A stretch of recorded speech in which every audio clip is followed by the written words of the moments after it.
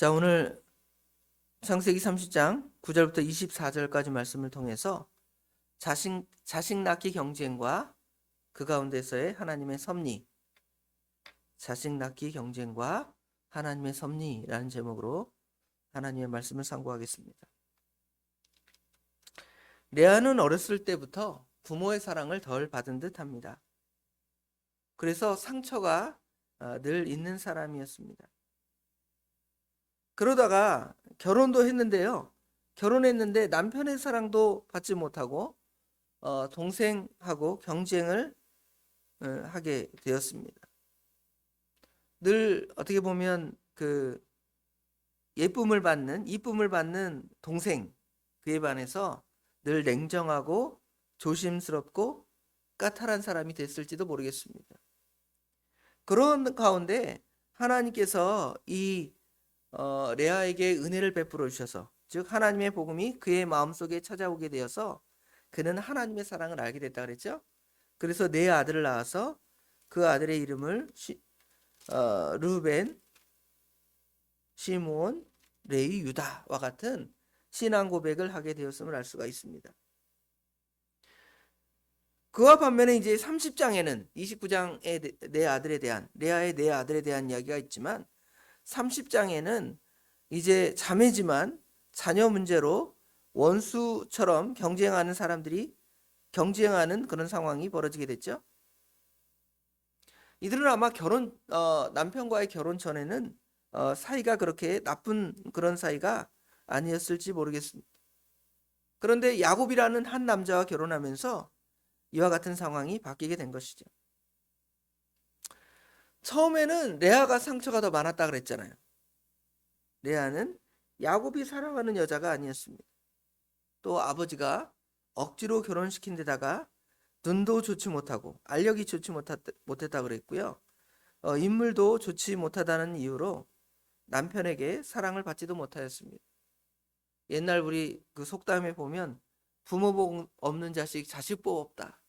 또 남편 복 없는 자식 자식도 없다 하면서 우리나라 그 어른들이 팔자 타령을 하잖아요. 이게 성경적인 그런 개념은 전혀 아니지만 레아도 어떤 측면에서 보면 그런 마음을 자기가 가졌을지 모르겠습니다.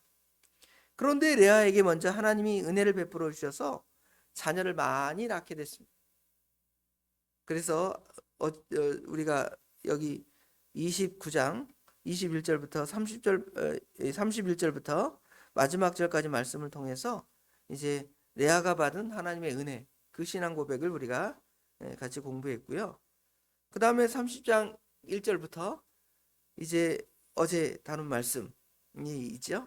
이제 라헬이 경쟁하면서 자기의 그 자녀 낳지 못함을 풀기 위해서 자기의 시녀를 보내서 두 아들을 낳은 이야기까지 우리가 상고를 했음을 볼 수가 있습니다.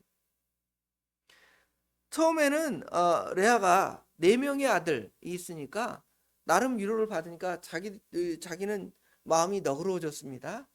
그런데 라헬이 2명의 아들을 낳으니까 어떻게 돼요? 자기도 그 마음에 경쟁심이 생겨나게 되고 이제 레아 역시 인본주의를 쓰는 거죠. 인본주의에 어떤 일이 일어나면 반대편에서도 인본주의가 일어나게 됩니다. 이번 달이 그 6월 달이 우리 월드컵이 있는 달입니다. 월드컵이 있는 것을 생각해서 이 자녀 낳는 경쟁을 좀 생각을 해보면 처음에 레아가 4대 0으로 이기고 있는 거예요. 이제 우리가 이제 이겼다 이러고 있는데 갑자기 라헬이 자기의 그 여종을 통해서 두 아들을 낳으니까 갑자기 4대 빵에서 4대 2가 된 거예요. 그럼 마음이 어떻게 돼요? 마음이 졸여지니까 이제 인본주의를 쓰기 시작해서 이제 두 자녀를 더 얻게 되죠. 우리가 아는 대로 갓과 아셀을 낳게 돼서 6대 2 갑자기 이제 큰 스코어로 앞서게 되었습니다. 그런데 문제는 여기 이런 뭐랄까 갈등의 이 최정점에 이르게 되는데 한 문제가 생겨납니다. 한 문제는 뭐냐면 14절에 보니까 밀 거둘 때에 루벤이 나가서 들에서 합한 채를 얻었다 그랬습니다. 여기 합한 채 그랬는데요. 영어로 보니까 맨드레이크라는 식물입니다. 이 맨드레이크라는 식물은 고대 근동이나 유럽의 역사나 신화나 문학 속에서 등장하는 뭐 좀 신비로운 그런 기괴한 식물이라고 알려져 있다고 합니다. 성경에서는 이 식물을 사랑의 식물이다. 그 이유는 뭐냐면 이 식물이 임신을 돕고 남자의 어떤 정력을 좋게 하는 그런 것이었다고, 그런 식물이었다고, 그런 식물로 사용되었기 때문에 이렇게 성경에는 표현되고 있음을 볼 수가 있습니다. 현대는 이 맨드레이크라는 식물을 보면 그 독성이 있는 그런 식물로서 마취제나 진통제, 뭐 수면제, 뭐 이런 것들로 사용된다고 합니다. 요새는 뭐 약품이 약이 많이 생겨나서 그런 뭐 풀이나 기타 약재로 사람들이 이렇게 그 병을 치료하지 않지만 아마 그런 것들이 없는 시대에는 이런 식물들을 사용해서 이제 뭐 병을 치료하기도 하고 또 마음의 안정을 얻기도 하고 잠을 자기도 하고 뭐 여러 식물로 사용된 듯합니다. 그런데 이 두 자매가 이 식물을 차지하기 위해서 경쟁을 하죠. 식물을 차지하기 위한 경쟁이 아니라 사실은 남편을 차지하기 위한 마음이 그 안에 포함되어 있겠죠. 이때 이제 라헬이 합한 채를 요구하는 거죠. 당신의 큰아들 르우벤이 얻은 합한 채를 내가 청구하노라. 이렇게 요구할 때 이 레아가 그러잖아요. 야, 네가 남편 사랑도 받고 독차지하면서 심지어 이 합한 채까지 뺏으려고 그러느냐? 그러니까 지금 라헬이 대신 내가 그 합한 채를 얻는 대신에 어, 당신에게 남편을 건네주겠다 하는 일이 벌어지게 되는 것이죠. 그래서 레아는 레아에게 남편을 양보하면서 라헬이 레아는 이제 두 아들을 더 얻게 되죠. 이사갈, 스불론.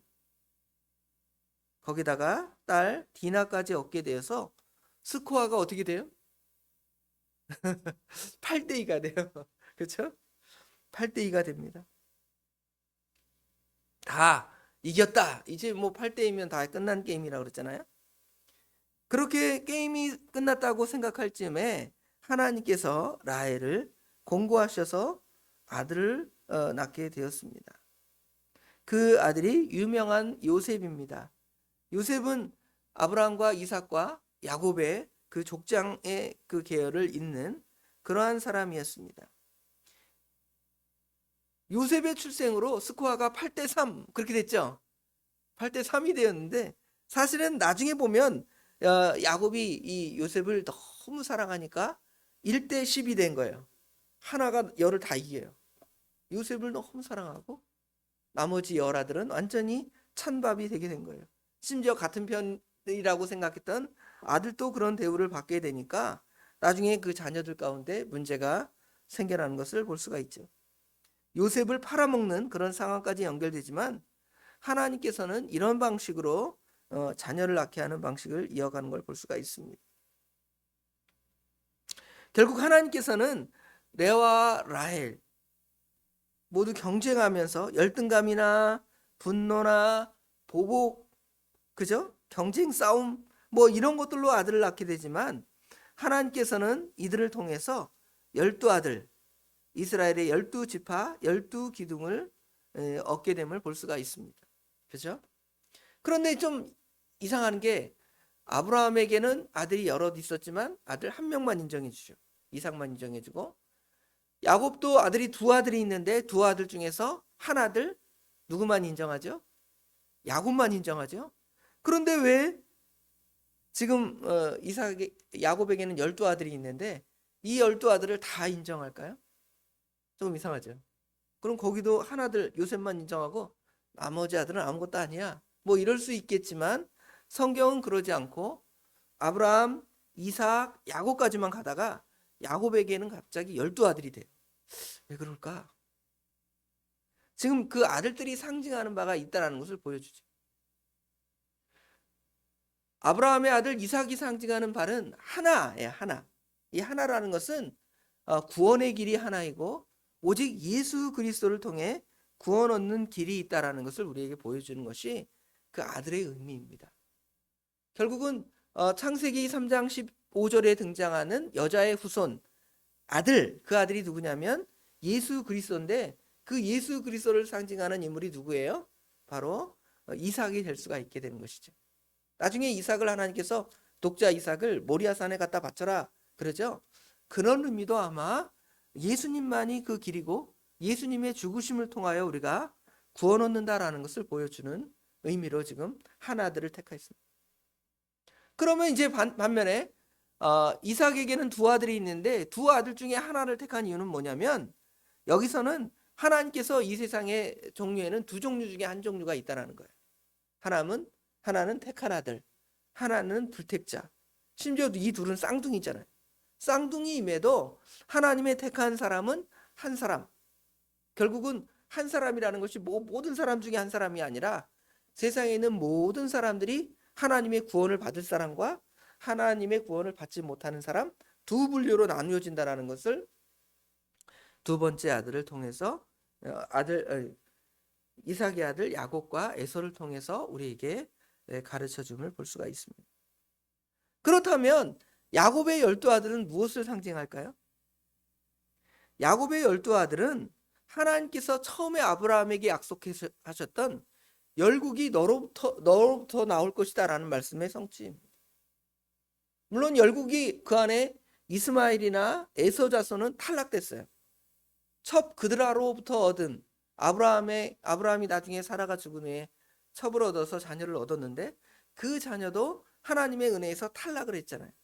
그러면 처음부터 하나님께서 모든 열국이 너로 인하여 복받고 많은 민족이 너로부터 나올 것이다. 그러니까 육체적으로 볼 때는 그러면 아브라함이 이삭과 야곱을 통해 이어가는 이스라엘과 아니면 에서 족속, 이스마엘 족속, 그드라의 후초를 통해 낳은 모든 족속이 다 하나님의 은혜를 받을 것인가? 그런 의미로 성경을 해석할 수가 있지만 그것이 아니라 오히려 지금 하나님께서는 아내 한 사람씩 뒀잖아요. 아브라함의 아내 사라, 그다음에 이삭의 아내 리브가 한 명씩 두어서 그 계통으로만 하나님의 은혜를 받게 하셨는데 심지어 이제는 아내가 4명이고 그 가운데 2명은 정식 부인도 아니에요. 첩이잖아요. 첩이라고 하는 사람을 통해 자녀를 낳았다는 것은 이제 하나님께서 구원을 이스라엘 민족 한 민족, 택한 백성 한 백성이 아니라 이제는 이방 사람까지 다 구원할 것이라는 신약적인 의미를 다 담고 있는 거예요. 신약에는 이제는 모든 민족이 다 예수를 구주로 믿어서 하나님의 백성이 되게 하잖아요. 그것처럼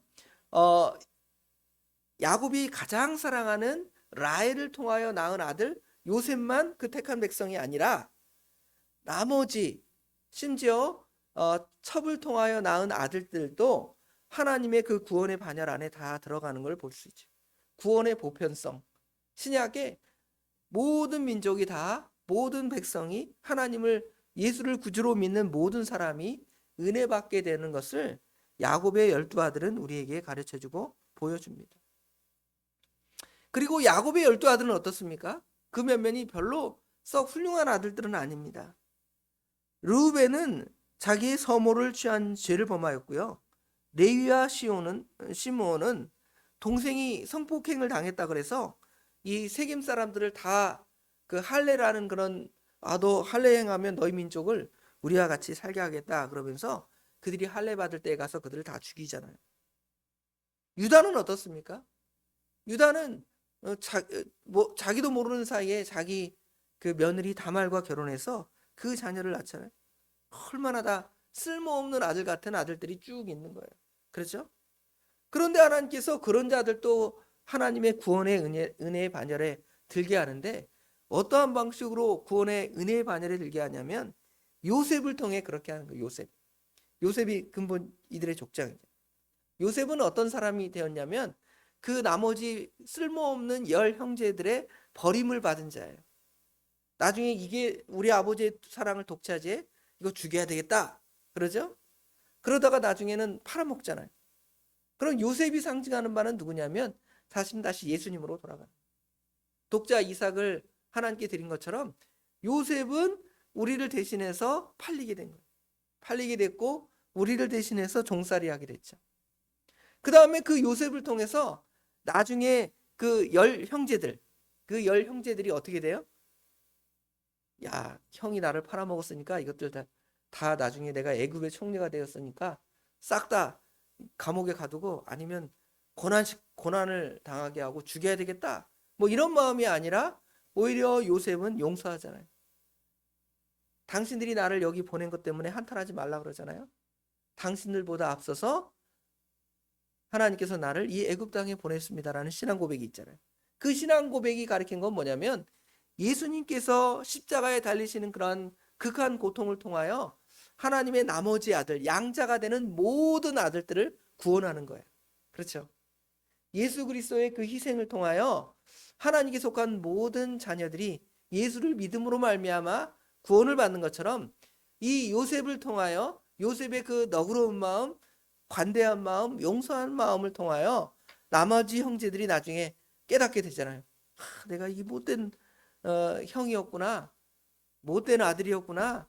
내가 정말 아버지를 생각하면 그 동생을 보호하고 또 동생 생각하면 이 동생을 사랑해 줬어야 되는데 내가 이렇게 아버지 마음을 아프게 해서 동생을 죽이려 하고 팔아먹고 동생을 이렇게 진짜 못된 어려운 상황을 만나게 되었는데 나중에 그 너그러운 동생의 마음을 통해서 어떻게 되는 거예요? 마음이 변화되고 나중에 그 야곱의 12아들 알이 이스라엘의 기둥이 됐잖아요.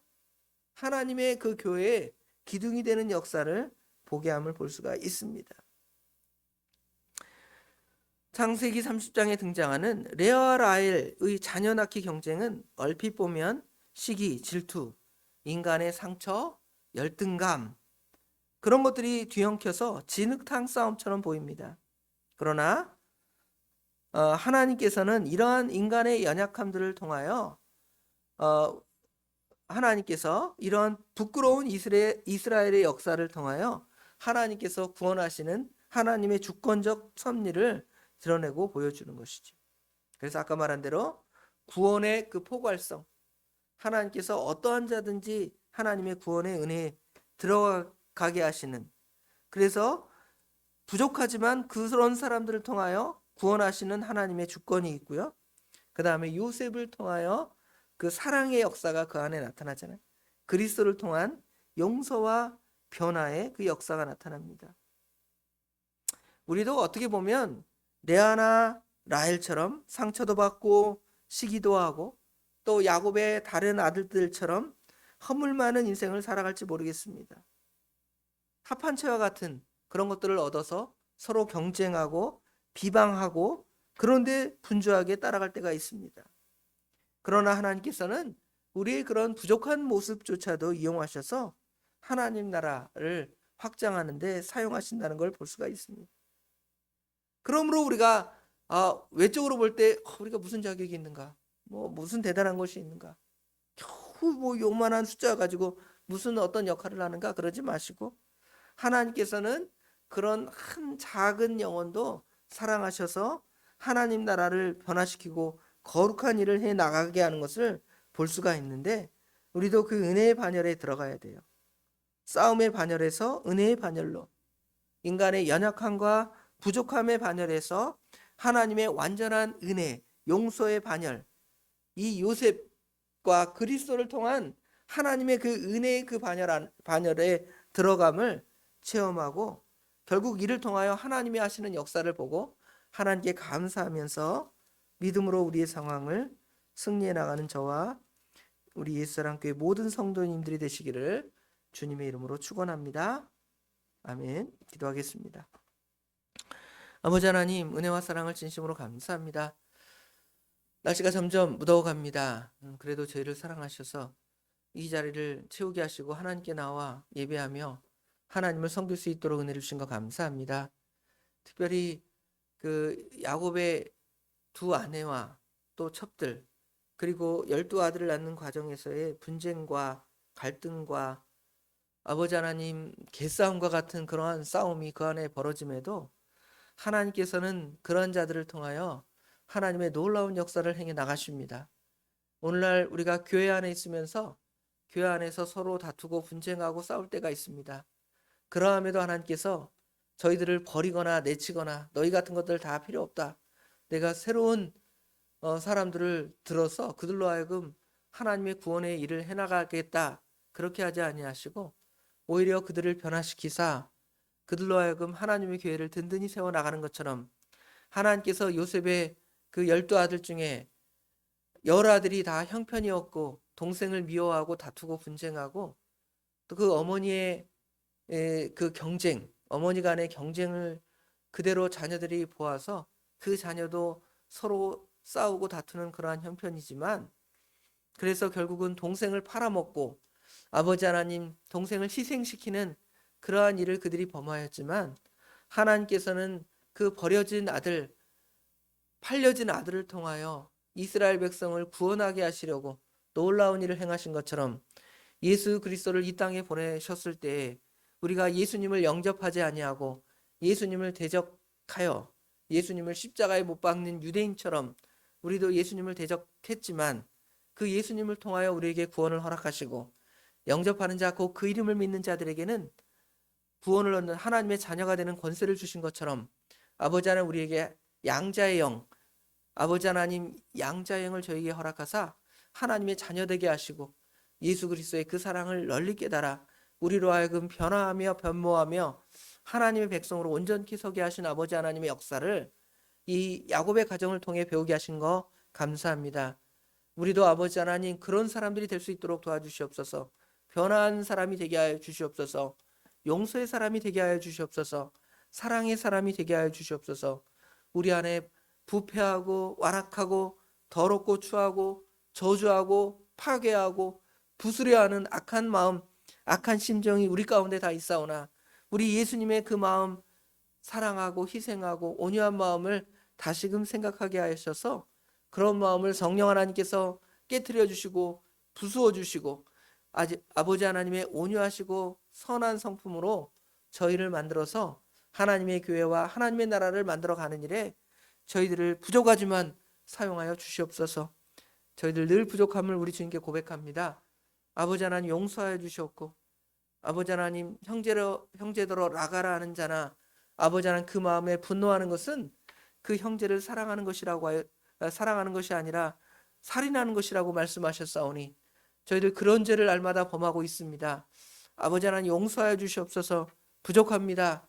아버지 하나님 사랑의 마음, 예수님의 마음을 닮아서 아버지 하나님 선한 마음으로 저희들을 바꾸어 주시고 온유하게 만들어 주시옵소서. 오늘 또 이 기도의 자리에 나와 같이 기도해야 하오나 아버지 하나님 여러 형편, 특별히 몸이 아파서 이 전을 채우지 못하는 하나님의 백성들을 기억하여 주시옵소서. 아버지 하나님, 하나님께서 가서 우리 권사님들, 아픈 권사님들, 잠자지 못하는 권사님들, 또 여러 이유 때문에 주님의 전에 나오지 못하는 우리 권사님들 일으켜 주시고 세워주시고 회복시켜 주셔서 하나님께 예배하는 자리를 채우고 또 말씀을 통하여 힘을 얻고 승리하며 아버지 하나님 주님의 기쁘신 뜻을 이루어가는 귀한 우리 권사님들 될 수 있도록 우리 기도대원들 될 수 있도록 우리 하나님 친히 인도하여 주시옵소서. 오늘 선거하는 날입니다. 아버지 하나님 하나님께서 될 자를 뽑게 하시는데 저희들 하나님의 뜻을 따라서 어떤 자가 하나님의 뜻을 잘 이루어갈 것인가 또 백성들을 위하는 자들인가를 선하게 분별해서 선거하는 아버지 하나님 지혜로운 자들이 될 수 있도록 우리 하나님 친히 인도하여 주시옵소서. 오늘 하루 주님께 온전히 맡깁니다. 주님께서 복되게 인도하여 주실 줄 믿사오며 예수님의 이름으로 간절히 기도드리옵나이다. 아멘.